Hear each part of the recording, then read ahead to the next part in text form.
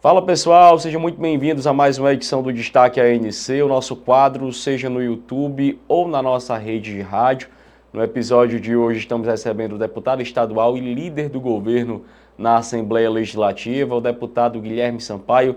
Seja muito bem-vindo à rede ANC. Imenso prazer para mim visitar a ANC. Eu queria agradecer pela cobertura que vocês já fazem usualmente dos debates na Assembleia Legislativa e parabenizar pela bela estrutura, me surpreendeu muito.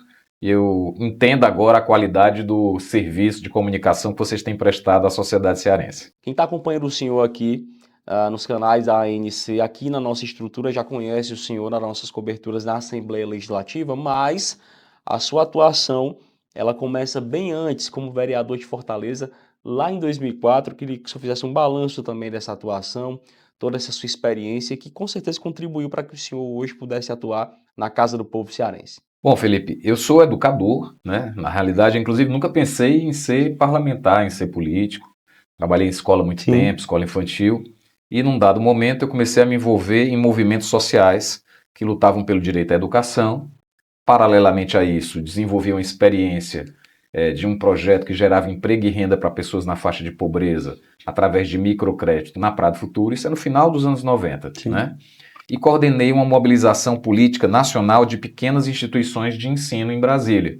Isso foi me aproximando do mundo político, especialmente do Partido dos Trabalhadores, e a convite do senador Pimentel, eu me filiei e disputei o primeiro mandato de vereador em 2004, tendo sido eleito junto com a ex-prefeita Luiziane Lins. Então, eu começo a exercer o meu mandato junto com a gestão da Luiziane e ela me convida para ser o seu líder do governo. Então, hoje, eu tenho a oportunidade de novamente ser líder do governo, agora do Estado, na Assembleia Legislativa, do governador Eumano, né? Mas lá em 2004, eu tive a honra de ser o líder do governo da prefeita Luiziane. Tive 5 mandatos como vereador de Fortaleza e agora estou lá. Tive uma passagem pela Secretaria da Cultura, no primeiro governo do Camilo.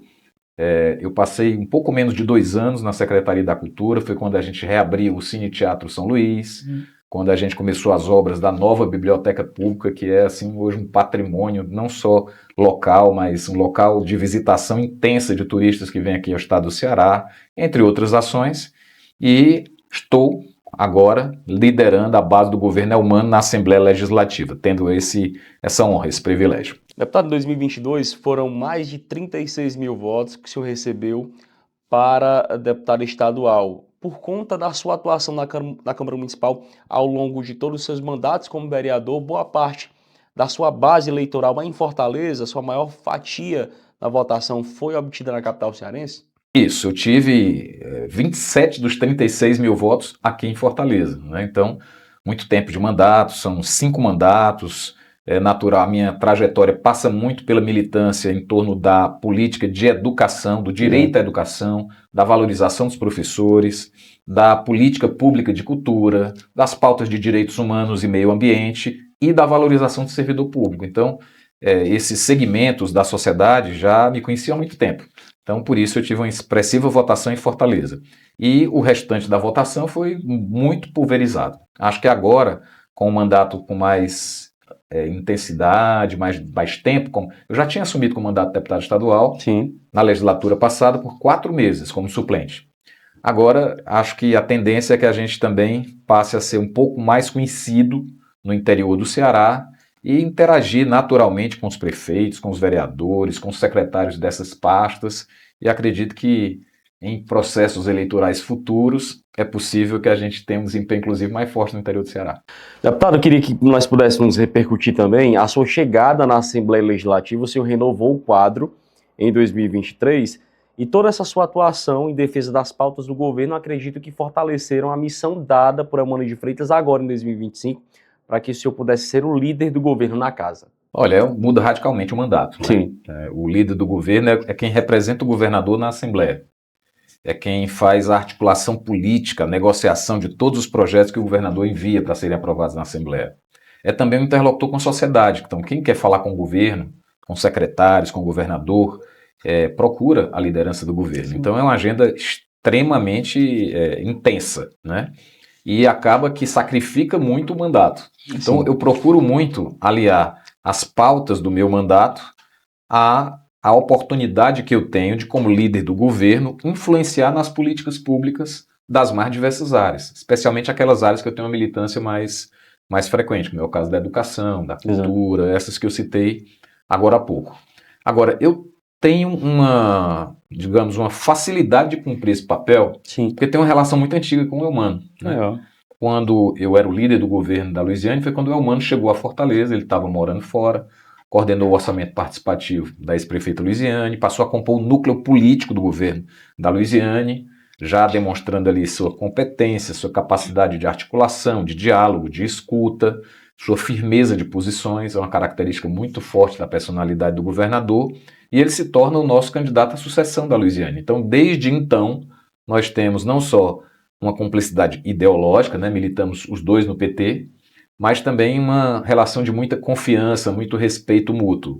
Então, quando ele me convida agora para exercer a liderança do governo na Assembleia, isso ajuda muito, porque eu já conheço bastante das ideias do governador, da forma como ele aprecia se posicionar, ao ponto de muitas vezes não precisar consultá-lo ou conversar com ele para saber mais ou menos o que ele espera que seria a minha fala ou o meu posicionamento, né? Então, é um trunfo, digamos assim, do nosso relacionamento pessoal, essa afinidade ideológica, essa trajetória de longa data caminhando juntos para que eu possa cumprir bem esse papel. E fui também muito bem recebido pelos colegas deputados, tanto da situação como da oposição, e pelo presidente Romeu Aldigueri, que tem feito um grande trabalho na Assembleia Legislativa. Tudo isso tem ajudado para que eu possa cumprir.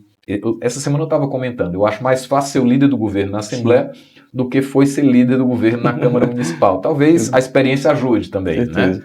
Mas tem sido uma experiência muito desafiadora, mas muito prazerosa também. Eu tenho uma imensa confiança na liderança do governador Eumano e no projeto político que ele está guiando aqui no estado do Ceará, ao lado do ministro Camilo Santana. Deputado, e o senhor que é do PT, partido de Eumano de Freitas, vê essa base ampla também na Assembleia Legislativa, que conta com partidos de relevância na casa, como o PSB, por exemplo, mas cada agremiação, cada sigla com a sua particularidade, com a sua bandeira, com seus interesses. Como é que é o papel também do líder do governo para concatenar, dialogar nessa base, para fortalecer o grupo que é liderado aqui por Eumano de Freitas no Ceará? Felipe, nós temos aqui no Ceará um projeto político que está em curso já desde o governo do governador Cid Gomes. E não é um projeto de um partido só. É um projeto que exige obrigatoriamente a valorização e o diálogo de todas essas forças políticas que têm dado sustentação a esses governos que se sucedem. Cid, Camilo, Isolda e agora Eumano, né? Essa diversidade é muito importante para a gente dialogar com a sociedade. Porque por mais que a gente tenha apego e tenha convicção das nossas bandeiras partidárias, a sociedade é diversa. Então, ela tem valores que variam, ela tem prioridades que variam de acordo com o segmento. Então, essa base ampla que nós temos de sustentação amplia também a nossa capacidade de conversar com o povo cearense e de apresentar esse projeto. Claro que isso exige muito diálogo, muito respeito, muita escuta, muita capacidade de negociação, de articulação, mas o que a gente está vendo na prática são os resultados do êxito desse projeto e da sua continuidade desde o governo do governador Cid Gomes. Eu disse a você que eu trabalhava na área da educação há mais de 20 anos, quase 30 anos. Quase 30 anos. Imaginar, quando eu tive o meu primeiro mandato de vereador em 2004, que hoje o Ceará era a melhor educação do país, era um sonho para todos nós que militávamos em defesa do direito à educação. Imaginar que nós teríamos o 24 mil alunos vindo da escola pública entrando na universidade era uma manchete de jornal idealizada naquele momento. Imaginar que a alfabetização das crianças na idade certa no Ceará já atingiu em 2025 a meta que o governo federal fixou para 2030, que agora a nossa meta vai ser 100%, a meta era 80%, nós já temos 85% e vamos para 100%. Né? Então, o êxito desse projeto não é um patrimônio só desses partidos, muito menos só do PT. É um patrimônio da sociedade cearense. E é claro que restam muitos problemas para serem enfrentados. É óbvio que qualquer governo, numa sociedade historicamente desigual, que produz exclusão, pela sua própria estrutura, pela maneira como o Estado brasileiro se constitui ao longo desses mais de 500 anos de história, isso não se resolve num ciclo de um governo 2, 3, 4, 5. É um processo histórico, mas nós no Ceará estamos caminhando na direção certa. E nós devemos muito isso à confiança do povo cearense, ao talento dessas lideranças e à capacidade de juntos sustentarmos essa aliança. Por isso eu tenho um respeito imenso pela base partidária que nós temos lá na Assembleia Legislativa, que é bastante diversa. Tem gente que pensa de forma muito distinta de um partido em relação a outro. Mas eu acho que isso é um trunfo que nos ajuda a entender e conversar com a sociedade. Deputado, você também falou sobre a sua defesa pela bandeira da educação, e nós temos fortes políticas no Estado que colocam o Ceará como referência para o Brasil, como escola em tempo integral, a questão da inclusão digital com a entrega de tablets e chips com internet de qualidade. Tem também esse alinhamento com o governo federal que proporciona esse programa de transferência de renda, que é o PED meia. Como é que o senhor avalia todo esse conjunto de medidas que torna o Ceará uma referência na educação para todo o Brasil? Olha, essa união é uma circunstância extremamente favorável que nós aqui no Ceará e aqui em Fortaleza, especialmente depois da vitória do Evandro nas últimas eleições, não podemos perder a oportunidade de aproveitar. Mas é bom lembrar que o ministro Camilo, quando era governador, conduziu o estado do Ceará sem nenhum apoio do governo federal. Enfrentou uma pandemia sem apoio do governo federal, né? E crises econômicas, crises políticas, né? E ainda assim nós conseguimos avançar nesses resultados educacionais e em outros tantos. O Ceará também se torna referência para outros eixos de políticas públicas. Basta ver, por exemplo, que nós somos o destino que mais atrai investimento para futuras plantas de hidrogênio verde, em torno do complexo industrial do PECEM e outras áreas. Nossa rede hospitalar, que agora ganhou um hospital de 800 leitos, né, está se expandindo fortemente pelo interior do Ceará. Nós já temos os hospitais regionais do Vale do Jaguaribe, do Sertão Central, Sobral e do Cariri, e vamos ter brevemente o de Baturité, o de Guatu, o de Crateús, superando uma lacuna antiga que era as pessoas terem que sair correndo de ambulância, e às vezes sem uma ambulância que prestasse, do interior para se socorrer na capital, né? Então, é um processo de longo prazo, de continuidade, e que na educação, de fato, como você citou, produziu resultados fantásticos, ao ponto do Ceará hoje ser o caso de estudo para o Brasil, não só para o Brasil. Instituições internacionais, bancos como o Banco Mundial, BID, etc., têm a experiência do Ceará como experiência de referência para ser replicada em outros países. Falando sobre política, deputado, se avizinha as eleições para os diretórios municipais e estadual do PT. O senhor está hoje como presidente do PT em Fortaleza. Como é que o senhor tem acompanhado essas articulações e como fazer para que haja um compreendimento de que os adversários do partido não estão dentro do PT, mas que é preciso haver um consenso, porque essa eleição em julho vai ser muito importante para as pretensões do Partido dos Trabalhadores para 2026, em ano eleitoral? Olha, Felipe, eu sigo alguns princípios nessa construção. Você sabe que eu tenho a honra de ser o presidente do PT Fortaleza. Vou encerrar meu mandato agora, são quase 6 anos, e com um resultado fantástico que foi retomar a Prefeitura de Fortaleza depois de 12 anos com o prefeito Evandro e dobrar a nossa bancada na Câmara Municipal, tendo uma bancada paritária, metade de homens e metade de mulheres, que é uma coisa muito importante também, especialmente para o nosso partido que valoriza muito a presença das mulheres na vida pública. Então, eu estou seguindo alguns princípios nessa discussão. O primeiro deles, nossos adversários não estão dentro do PT. Nossos adversários estão fora do PT.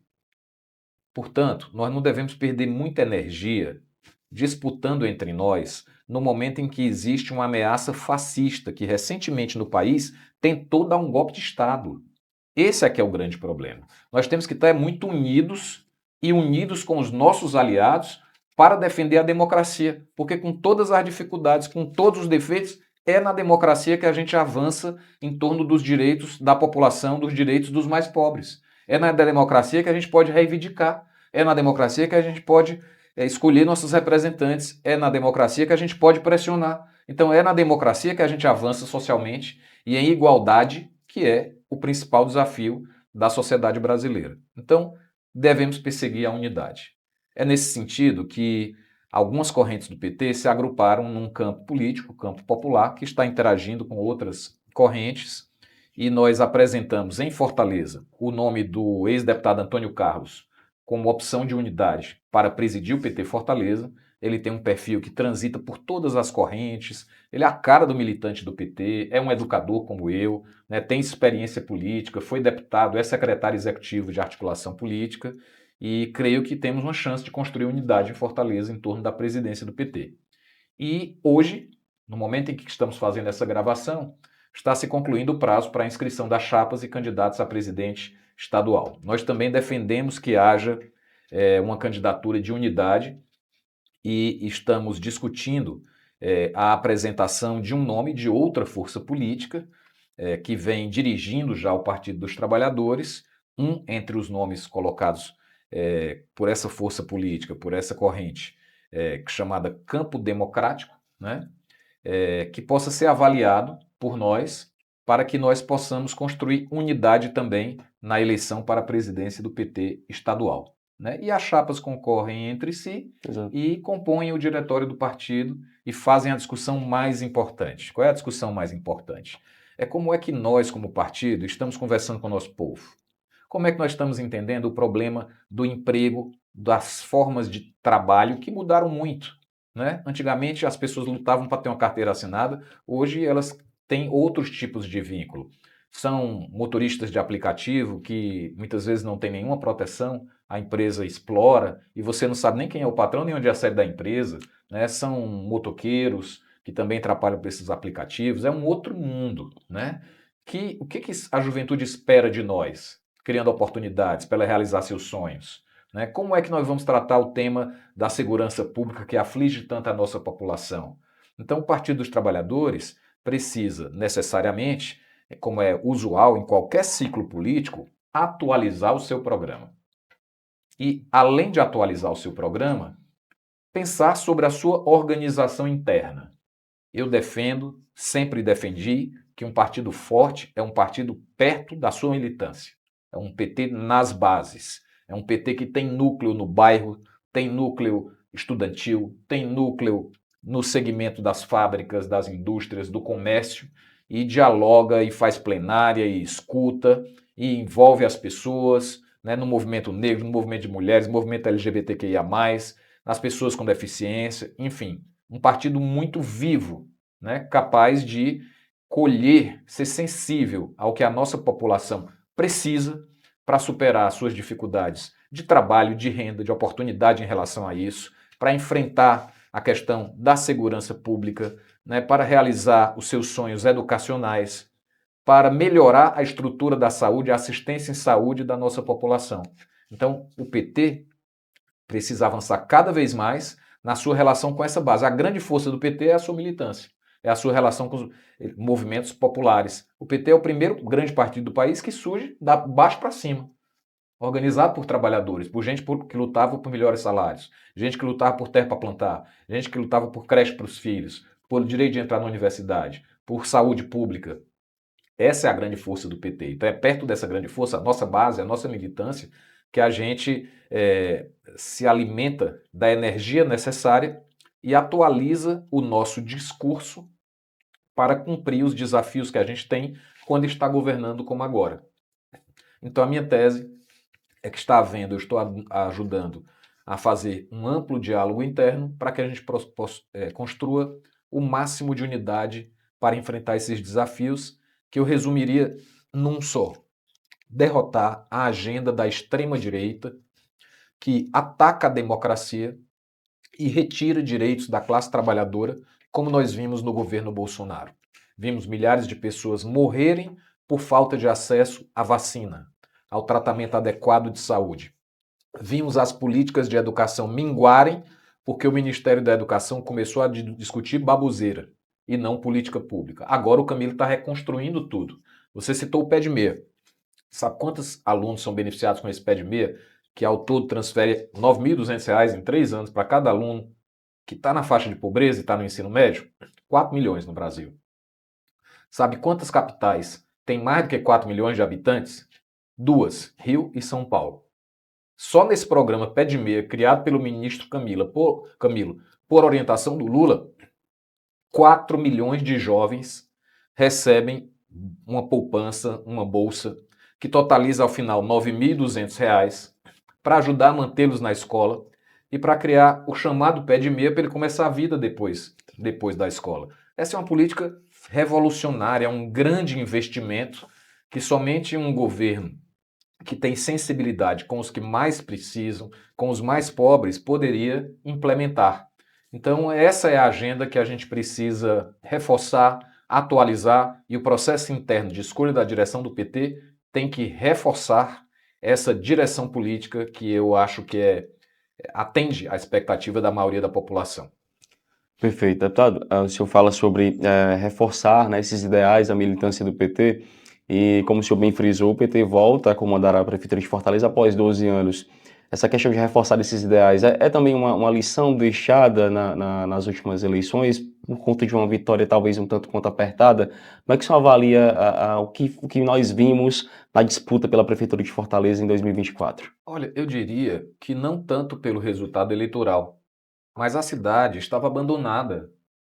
A sensação era que não tinha prefeito. As pessoas não tinham com quem conversar sobre os seus problemas.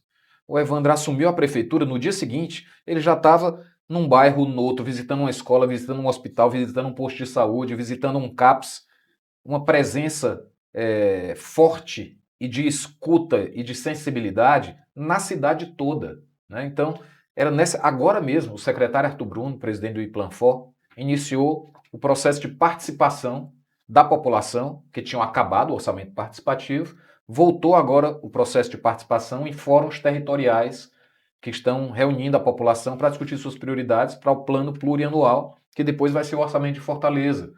Então havia um vácuo. As pessoas estavam sem interlocutor político para nos guiar. E uma metrópole como essa, que tem tanta complexidade, ela tem que ter uma liderança política que aponte para o futuro e desperte esperança no coração do povo, que conheça os problemas do cotidiano, não negue os problemas do cotidiano, mas que aponte os caminhos que nós vamos trilhar para superar esses problemas. E o Evandro começou muito bem. Primeiro, com essa presença massiva na cidade toda, dialogando com todos os segmentos.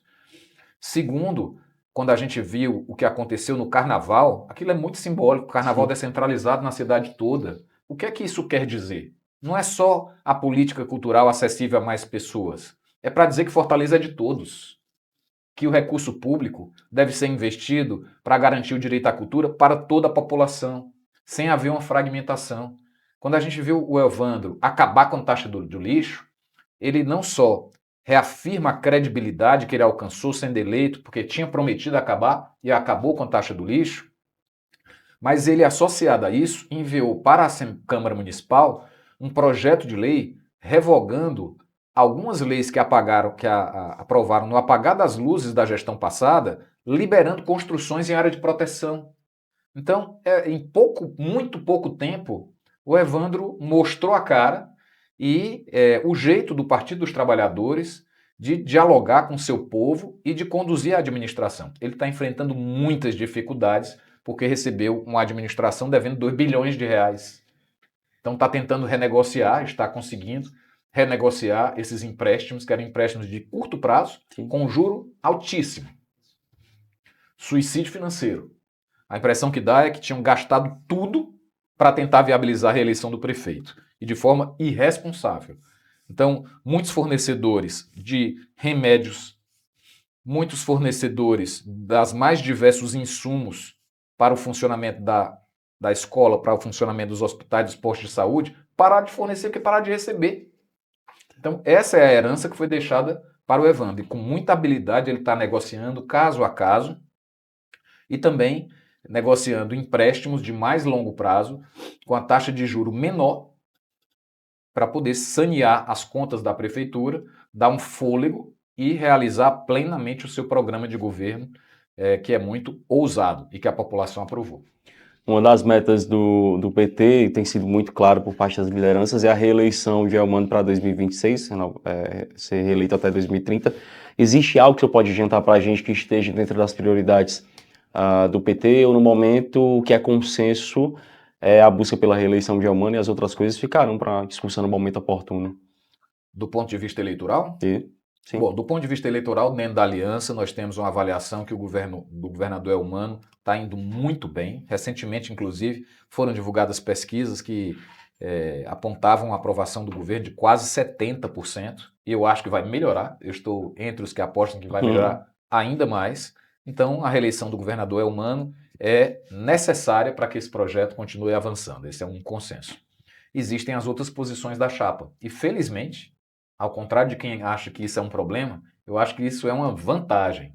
Quando a gente tem uma aliança grande, com vários quadros políticos, com força política, força eleitoral, para compor uma chapa, isso é a prova da força dessa aliança para conduzir esse projeto. Então é um bom problema. Mas é um bom problema que deve ser tratado no momento oportuno. Porque agora a nossa prioridade é governar, é melhorar a segurança pública, é tornar todas as escolas do estado do Ceará em tempo integral até o próximo ano, como se comprometeu o governador Elmano, é avançar nas obras dos hospitais de Baturité, Crateús e Iguatu, é avançar na atração de empresas que vão gerar empregos no complexo industrial do PECEM, tantos data centers que já estão dialogando com o Estado, empresas na área do hidrogênio verde, o polo automotivo que acabou de ser criado em Horizonte e pode produzir até 80 mil veículos. Então é isso que a gente tem que fazer agora, governar e melhorar cada vez mais. Eleição tem uma grande vantagem, é que tem data. Sim. Então, não tem jeito, chega na data tem que decidir. Então, quando chegar na data, no momento oportuno, é natural que agora haja movimentos individuais, haja movimentos dos partidos, tem muita gente boa para compor essa chapa, não vai faltar opção. Quando chegar o momento oportuno, nós vamos ter a sabedoria de sentar à mesa, ouvir os partidos, ouvir os aliados e compor uma chapa para disputar e vencer as eleições. Nessa semana o senhor concedeu uma entrevista, inclusive à Região NC, falando de mais um projeto para a área da segurança pública, que era a questão daquele incentivo financeiro, no caso do atingimento de metas, né, estabelecidas pela pasta. Como é que você avalia a questão da segurança com esses episódios? O governo Elmano tem trabalhado para combater os índices de criminalidade, mas é preciso reconhecer que não é um problema só do Ceará, mas algo relacionado a todo o Brasil. Exatamente. Esse é um desafio que a gente precisa conversar com a nossa população com muita transparência, com muita seriedade e, sobretudo, com muito trabalho, que é o que o governador Elmano está fazendo. A questão da segurança pública não é uma questão somente local. O crime organizado afeta a sociedade brasileira de forma geral. É um crime transnacional, não é só com operações aqui no Brasil. O Ceará tem características específicas, ele tem 2 portos, isso se relaciona diretamente com a questão do tráfico de drogas, que se relacionam com o crime organizado. Ele tem um aeroporto internacional, ele tem uma posição geográfica privilegiada para o tráfico de drogas, porque ele está perto da Europa, está perto dos Estados Unidos, está perto da África, e isso traz para o Ceará problemas que às vezes outros estados não enfrentam na mesma proporção. O que é que eu acho que diferencia muito a postura do governador Elmano? É que ele está agarrado com o problema. Toda semana ele está tomando uma medida para o enfrentamento da violência aqui no estado do Ceará e os resultados começaram a aparecer. Agora, no primeiro trimestre, caiu 11%. Nós temos visto esses crimes que normalmente decorrem de conflitos entre facções, mas caiu 11% os homicídios no primeiro trimestre, caiu 27% os roubos no primeiro trimestre. E esse programa que você citou é um programa inovador. Ele vai, aproveitando a audiência aqui da ANC, ele vai proporcionar um pagamento de R$ 2.000 ao policial, desde o policial até o coronel. Todo mundo recebe a mesma coisa, até R$ 2.000, desde o investigador de polícia civil até o delegado. Quando o Estado atinge a meta de segurança naquela área, naquela região e no Estado. Então tem uma meta de reduzir homicídios, mortes violentas. Tem uma meta de reduzir roubo. Quando o Estado atinge, o profissional que está lá na ponta, arriscando sua vida para proteger a nossa, pode receber até R$ 2.000. Essa medida ela vai ser executada pela primeira vez agora, foram concluídas as avaliações das metas. A Assembleia aprovou semana passada o crédito especial ao orçamento para fazer o primeiro pagamento, E associado a isso, o governador Elmano no ano passado convocou 6 mil, até o ano passado, 6 mil novos profissionais de segurança e lançou agora concurso para 1.000 policiais militares, para investigadores de polícia civil, para delegados da polícia civil e para os bombeiros. Associado a isso, quintuplicou o investimento na inteligência, que é o grande cérebro do enfrentamento ao crime organizado. Associado a isso, investiu muito também na aquisição de viaturas, equipamentos, etc. Como você falou, não é um desafio fácil, é de longo prazo, exige colaboração do governo federal, exige colaboração com as prefeituras, mas eu creio muito que, assim como na educação, 20 anos atrás, ninguém imaginava que a gente celebrava hoje o Ceará ter a melhor educação do país, com essa firmeza, com esse compromisso, com essa coragem do governador Elmano, talvez daqui a algum tempo a gente esteja celebrando morar, viver numa cidade muito mais pacífica, numa sociedade muito menos violenta do que a gente está vendo hoje. E é óbvio que não é só a polícia. Sim. Tem que ter política social. Por isso a educação em tempo integral. Por isso investir em esporte. Por isso investir em cultura e outras ações que vão criando um ambiente de pertencimento, proteção, né, e que também promove a paz. A oposição política do Ceará nessa área em específico poderia ser um pouco mais propositiva, nesse sentido, porque a gente tem observado muitas críticas vindas dos adversários políticos também. Eu acho que a oposição, especialmente a oposição de extrema-direita na Assembleia hoje, ela toca um samba de uma nota só.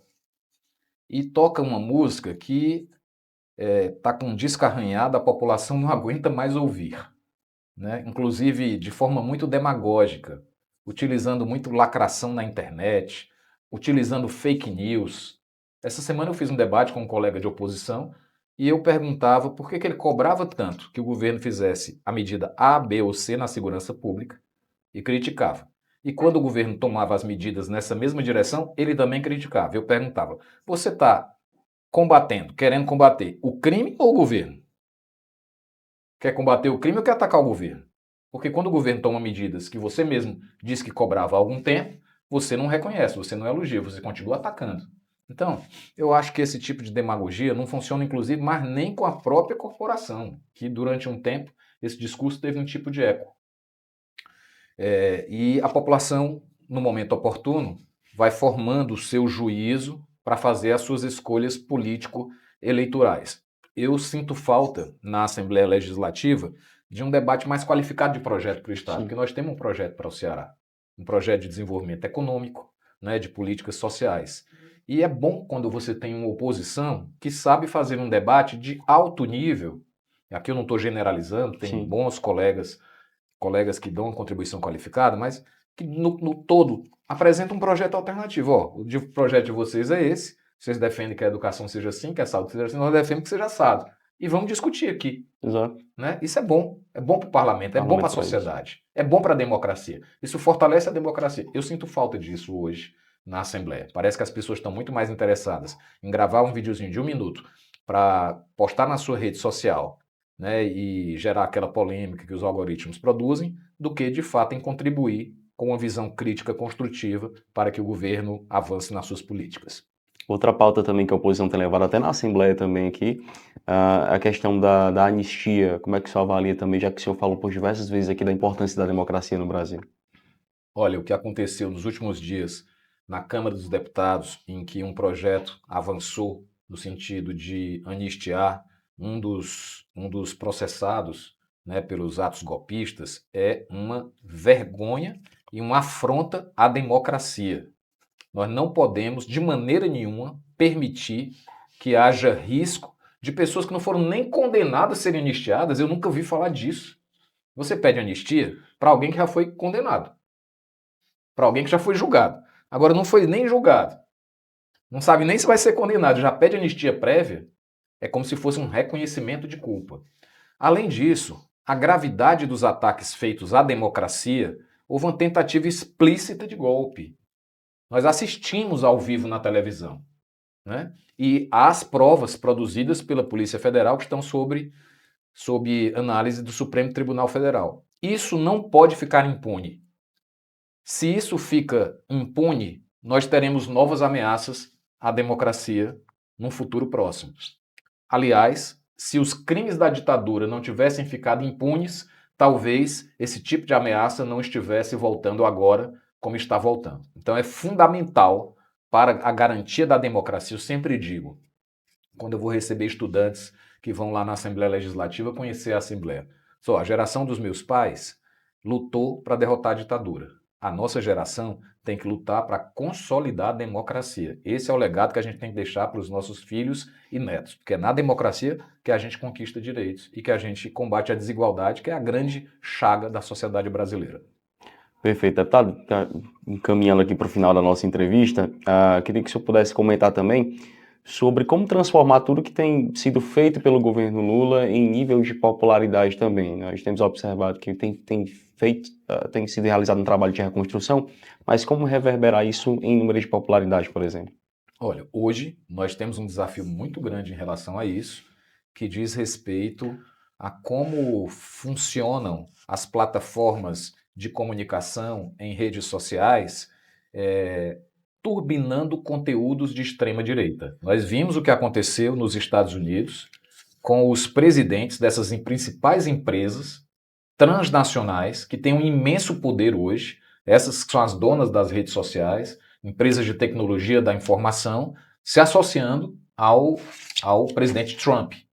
Obviamente que isso influencia muito a formação de opinião política de qualquer sociedade. E isso tem a ver com o retorno de experiências e projetos fascistas que a gente achava que tinham derrotado na Segunda Guerra Mundial, quando a Alemanha nazista, o Hitler, foi derrotado naquele projeto, né? Então, esse é um grande desafio, enfrentar essa estrutura, né, de tecnologia da informação associada ao grande capital, né, aquela pequena elite mundial que enriqueceu muito ao longo das últimas décadas, porque a desigualdade aumentou, e que tem interesse direto, né, nessa forma de funcionamento, de monetização das redes sociais. Como é que nós vamos enfrentar isso na política? Isso é a parte externa. A parte interna é a gente fazer nossa tarefa de casa. O governo Lula tem que entregar aquilo que ele se comprometeu, os imóveis do Minha Casa Minha Vida, o pé de meia como está fazendo, o aumento de vagas nas universidades como está fazendo. Aqui no Ceará, vamos citar algumas obras que estão em curso, né? Nós temos a Transnordestina, que vai turbinar o porto do Pecém, né? Nós temos a duplicação do eixão das águas, que vai duplicar a capacidade de adução do eixo, de tal forma que nós vamos ter segurança hídrica em Fortaleza e região metropolitana, abastecer Porto do Pecém e suporte para a produção ali no Vale do Jaguaribe. Nós temos o ramal do Salgado, que vai beneficiar 54 municípios, é um investimento bilionário também, 5 milhões de pessoas beneficiadas. Nós temos a malha d'água, né? Então são investimentos muito fortes em parceria com o governo federal. Isso tem que ser entregue, né? E dentro dessa tarefa de casa também reside a capacidade de nós organizarmos a nossa forma de comunicação. Eu digo sempre, nas nossas reuniões internas, se olhar a esquerda e o PT, talvez reúnam a maior quantidade de formadores de opinião, blogs, sites, perfis e tudo mais. Mas às vezes a gente está cada um dizendo uma coisa, enquanto a extrema-direita, no laboratório do ódio, produz um conteúdo e aquele conteúdo é reproduzido automaticamente, de forma universal, nos nichos de atuação e de comunicação da extrema-direita. E nós, às vezes, temos dificuldade de fazer isso, de repercutir uma mensagem. Eu vou te dar um exemplo. Não tem medida de mais impacto social e econômico em andamento no país nesse momento do que a isenção do imposto de renda para quem ganha até 5 mil reais.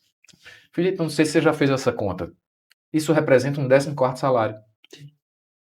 Se você somar o que a pessoa vai economizar de imposto de renda, é praticamente um 14º salário, que a pessoa vai usar para comprar comida, para comprar roupa, para ir para festa, para ter lazer, para cuidar, para comprar remédio, para gerar imposto, para gerar emprego, para a empresa vender mais, contratar mais gente.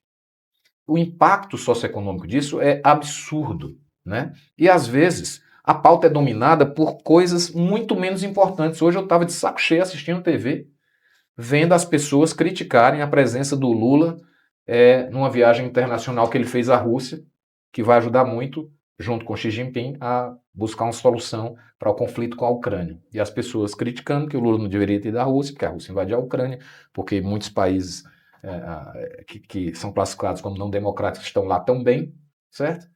E uma pauta fundamental como essa, que transforma a vida de milhões de pessoas no Brasil, ninguém está pressionando para que ela seja votada amanhã no Congresso. Vamos pegar o crédito do trabalhador, outro programa que já está em funcionamento. O servidor público, quando quer pegar um empréstimo, tem um crédito consignado, um juro muito mais baixo. O trabalhador não tinha, foi aprovado o crédito do trabalhador. No aplicativo ele contrata um empréstimo com juro baixo. Isso significa o quê? Que a dona de casa ou o dono de casa quer trocar sua geladeira, ao invés de pagar o juro do crediário, que é mais de 100% ao ano, vai pagar metade. Então isso é renda direta no bolso do trabalhador, né? Essa é a pauta do Brasil. A reforma tributária, a sua regulamentação, a regulamentação do marco da energias renováveis, especialmente para os investimentos de hidrogênio verde. Isso é que a gente tem que estar discutindo, né? E a pauta às vezes fica sequestrada por uma palavra que o Lula diz, né? Por uma foto que foi tirada, enfim, né? Então nós temos o desafio de como nos comunicar massivamente em torno dessas medidas que fazem muita diferença na vida da nossa população, que é o que nos compete, ou seja, é a nossa parte. Associada a isso, garantir uma aliança em torno da democracia. Não é só o PT, não é só a esquerda, não é só a centro-esquerda, não é só o centro. Tem gente da centro-direita que defende a democracia, pode ter gente até de direita que defende. Então nós precisamos de uma aliança para, mais uma vez, derrotar o fascismo, porque nós estamos vendo o que está acontecendo nos Estados Unidos e no mundo todo por conta da vitória do Trump. Um desastre econômico, social, humanitário. Então, aqui no Brasil, nós temos esse desafio de construir uma grande frente democrática e eu espero que ela seja liderada pela candidatura à reeleição do presidente Lula. Perfeito. Deputado, vai respeitar seu tempo. A assessoria ali já está dando sinal, aí o pessoal da técnica aqui também. Queria agradecer a sua presença e fica o convite para uma próxima oportunidade, para que o senhor volte aqui à Rede ANC, para a gente conversar mais sobre e aprofundar mais temas que a gente passou aqui por essa entrevista. Muito obrigado. Fica aí a oportunidade para o seu recado para a população cearense que nos acompanha nesse momento. Bom, eu quero te agradecer muito, parabenizar o grupo, a ANC de comunicação, por essa estrutura belíssima que eu conheci hoje, dizer o quanto é importante esse trabalho para que a população tome ciência do debate político, especialmente na Assembleia, quando vocês cobrem a agenda da Assembleia, para que a gente possa prestar contas do que temos feito como deputados, como representantes do povo, para solucionar os problemas que fazem diferença na vida da população. Então, muito obrigado pela oportunidade, eu espero sim voltar, obrigado pela sua forma de conduzir, que me permitiu me estender às vezes um pouco mais nas respostas e conte sempre com a minha disponibilidade para um papo qualificado como a gente fez hoje. Perfeito, e com esse recado nós encerramos mais uma edição do Destaque ANC, agradecendo a sua presença e a sua companhia. Se acontece no Ceará, vira notícia aqui.